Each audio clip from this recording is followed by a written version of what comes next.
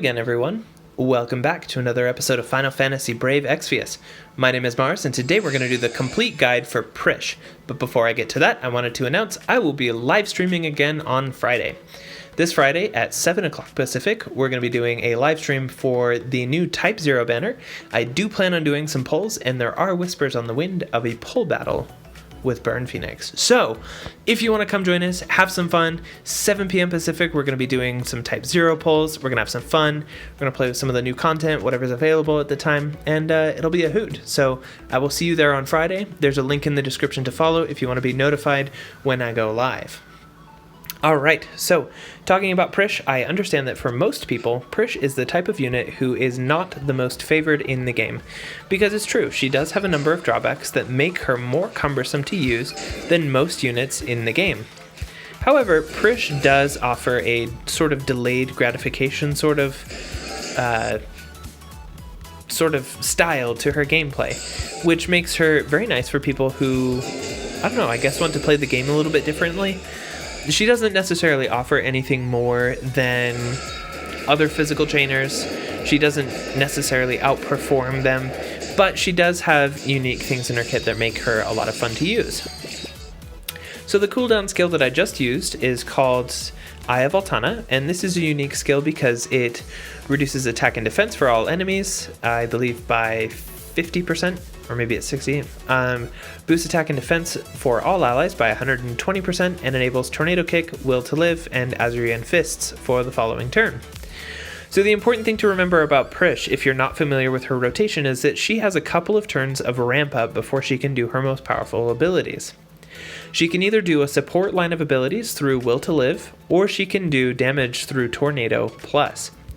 Now, Will to Live grants an AoE 9-turn re-raise for your party, which is nice, but most of the time you may not use that. In my opinion, the only niche where that does well is in 10-man trials, where you're able to control her rotation and then pause her by swapping her out and then swapping her back in when you would like that re-raise or her other support benefits. So for all intents and purposes, I am going to ignore this because most of the time you're not going to make use of it. What matters more is her Tornado Kick and Prishe special rotation. So after using Eye of Altana, which is her cooldown skill, she can use Tornado Kick Plus, which enables Prishe special the following turn. Now, for those who are not familiar, Prishe special is actually a pretty powerful move. It's a 12 times modifier, which is pretty huge for a dual wield damage dealer. Most damage dealers who dual wield or otherwise, they have roughly a 7 times modifier. Having something higher than 7 times is pretty uncommon, so to see a physical chainer who can hit a 12 times modifier with a solid amount of dual wield attack, or double hand attack if you preferred, is pretty impressive. So, now that we've unlocked Prishe Special, this is an ability that we can use over and over again until we die, are re-raised, or use a different attack, which means that we won't be able to use our limit burst or anything else while we're doing the Prishe special combo, which I would say is probably the largest drawback to it, is that it basically locks you into the damage, but once you get rolling, the damage is so good that you'll forget all about doing anything else. So, Prishe special also has the unique ability to imperil all elements by 40%, which gives her some flexibility when selecting a weapon. That did way more damage than I thought it was. Which is funny because this boss takes 10 times less damage from physical damage dealers, so oops. Good thing I went evade tank on this. Anyways, the damage, as you can see, is quite impressive, even though, she is not the most favored unit in the meta in the game, and that's totally fine. She does a fantastic job. And we're going to see if we can pull this together, because I did not anticipate that much damage. We're going to do that. We're going to do this. We're going to do this. I was hoping to have more breakage from lid, but it's whatever. So, as you can see, I can reload and continue to use Prishe Special because I used it on the previous turn. And it's nice because it does apply that Imperil 40% for all elements. It also reduces her incoming damage, and it enables per special again. So you can just spam this until your opponent's dead. Now it does suffer from the drawback of, oh yeah, he's unbroken. I was like, why didn't that do anything? He's not defense broken. The other thing to keep in mind about this ability is that it is a moving chaining move, as you can see, which means that it will frequently break in the middle, which is it's an unfortunate side effect, but because of how monstrously large the modifier is, you can still do quite a considerable amount of damage.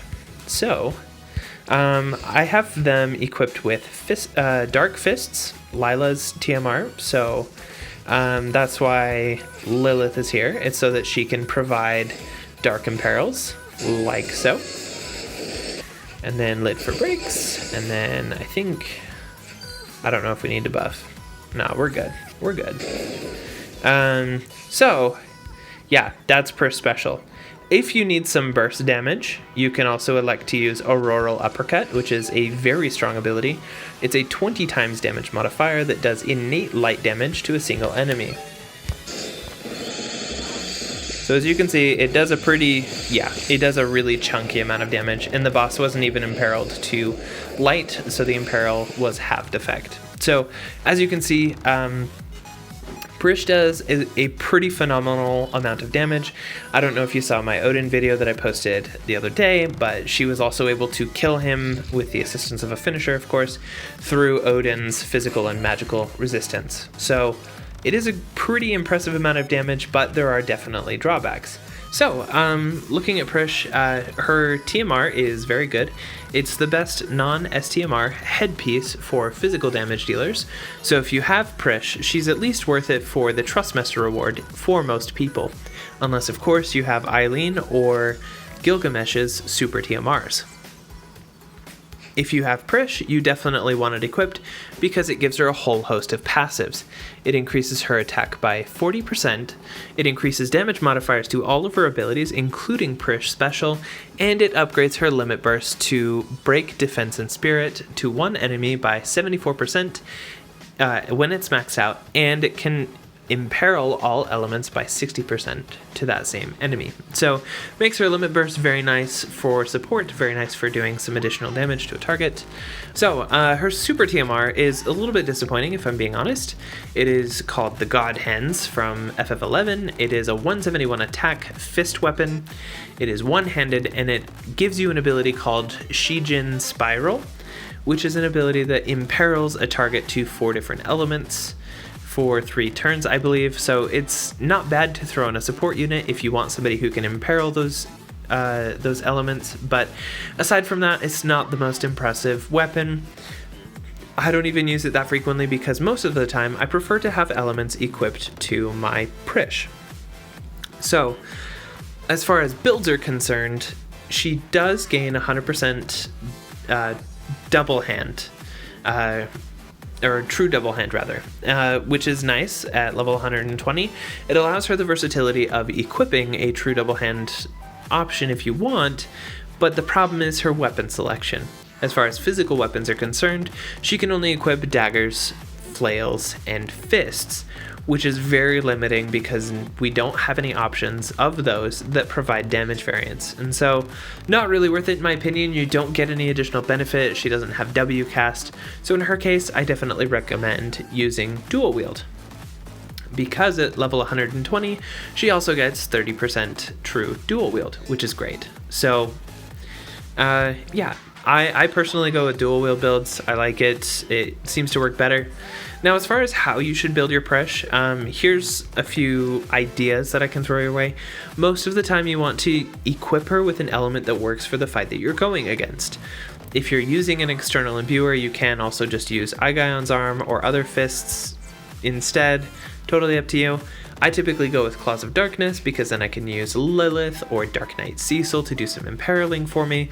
But that really mostly works in a fight where the boss is not resistant to dark, which is not especially common. So when you're building her, always keep your Prishe's hat equipped, And you can do Champions belts, again, now that we have the stat cap increased, which is amazing. So Champions belts are not a bad budget option if you do not have access to things like the Colorful Lay or other more, I guess, expensive or hard to find TMRs or STMRs.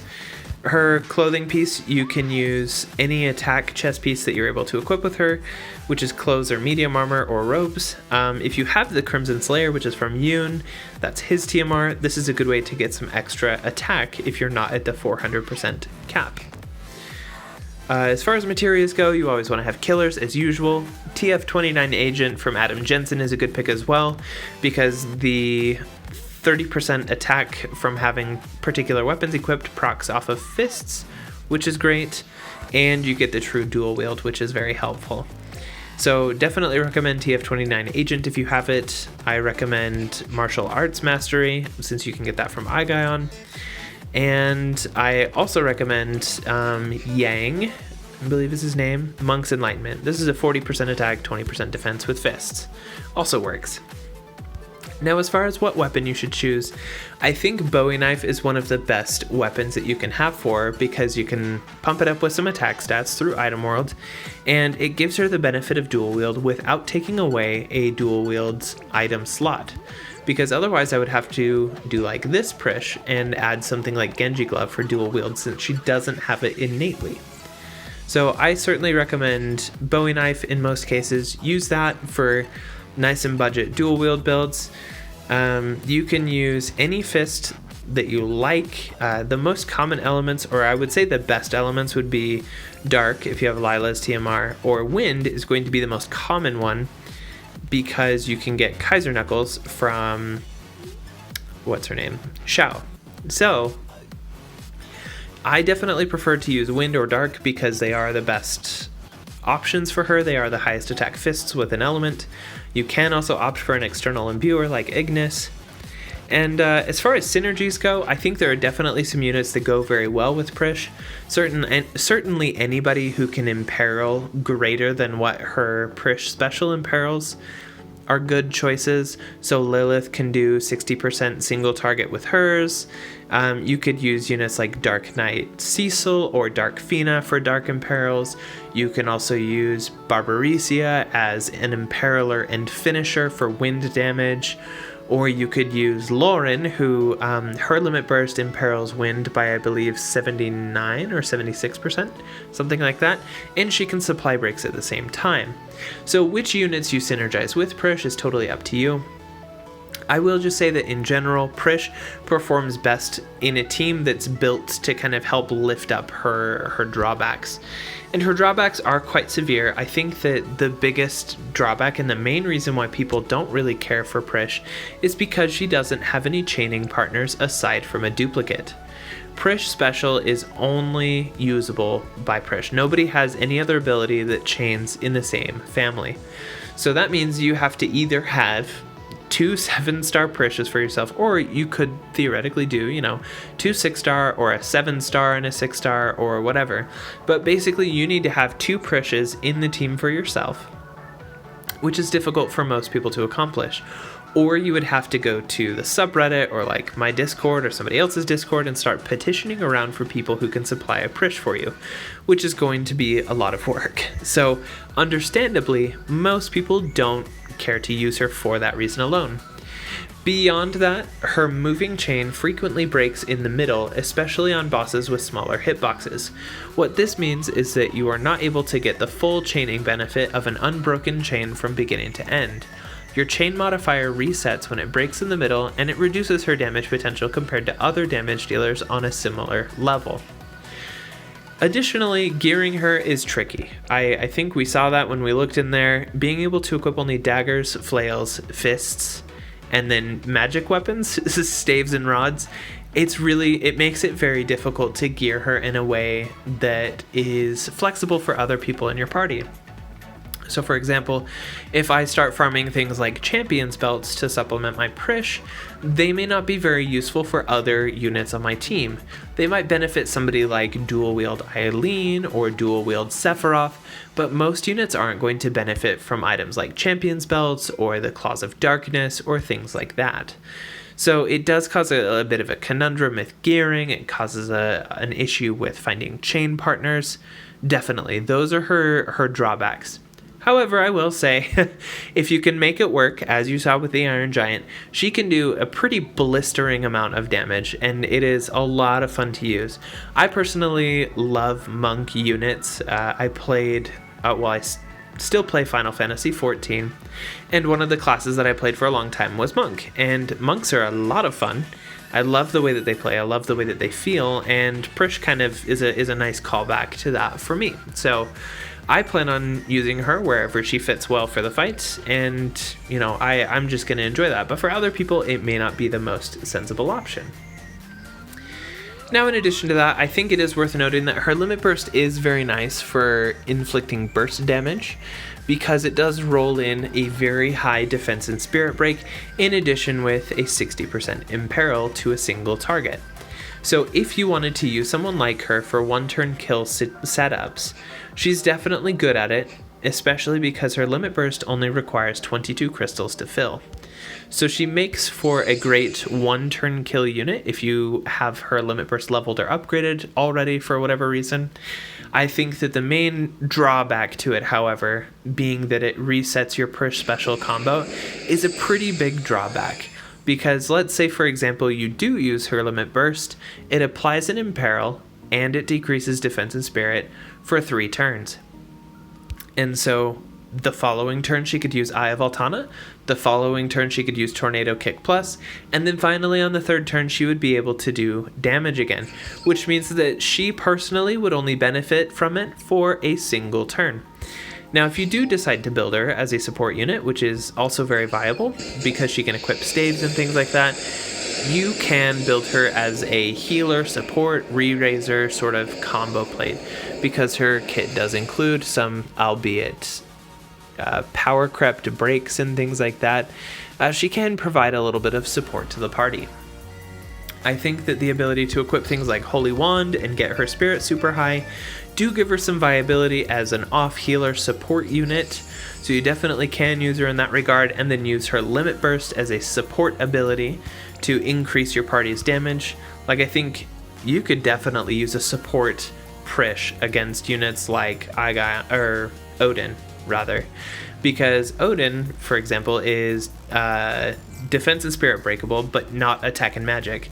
So Prishe's inability to break attack and magic isn't a big deal. And then you can benefit from the imperil that her limit burst applies, and you can benefit from that huge break as well. And then she can off heal, you can equip items to increase her support flexibility, whatever. So I would say that if there are people out there who are like, well, I want to use Prishe, but I don't think I want to find Prishe friends, that's how I would recommend you would do it. I would find situations where you can benefit from her offensive breaking, and find ways that you can equip staves and things like that to her to increase her spirit, increase her utility. You can equip items like Riku's pouch or Ignis's food notes and things like that to increase her potential. Because even this build right here, which is not a particularly high spirit build, we're already at 565 defense and 502 spirit, which makes her super tanky and increases her spirit for supporting things like healing, regens, or others. So that pretty much sums up my thoughts on Prishe. I definitely understand why she is underfavored. I think the biggest problem is finding a chaining partner, especially in a world where you can get a chaining partner just with a snap of your fingers. Like GL Sakura chains with Transterra, Divine Ruination, and Ariel Ray, Divine Ruination, Flood, Quake, Divine Ruination, like all of these people have families that they can chain with, except for Light Veritas, but she's a boss and I love her. And so it makes it so that if you don't have an exact unit, like if I don't have a Lilith, that's fine. I know that I can bring a Lucius, or I can bring a Nyx, or I can bring Victor Marchenko or something else to chain with her. But if I see a Prishe in my friends list, I know that I'm not getting my damage potential for 3 turns, and I know that I have to be using a Prishe of my own to benefit from chaining modifiers. So I think that's probably the biggest drawback, and again, I totally get it, but If you're someone who's interested in using Prishe for yourself or collecting Prishe friends, you're more than welcome to join the Discord, ask around, find people who have Prishes that are willing to put them up, because I personally love using her. I love the mechanics of her attacks. I love how much damage she does. I mean, she absolutely obliterated the Iron Giant, and these are ones that I built myself, so they're not even like the highest potential that they could be. And so there's a lot of potential there, and I think that the drawbacks often deter people from exploring them. But if you're someone who's interested in looking more into how you can utilize a Prishe that you have for yourself, join the Discord, ask around. You may even get lucky enough and I might be able to add you so that you can use my own, because I don't know another soul on Earth who has a Prishe leveled. So, anyways, thanks for joining this video today. That concludes the Prishe Complete Guide. Please let me know what you thought in the comments, who you would like to see next in our next Complete Guide video, and I will see everybody at the live stream Friday night. Have a nice week.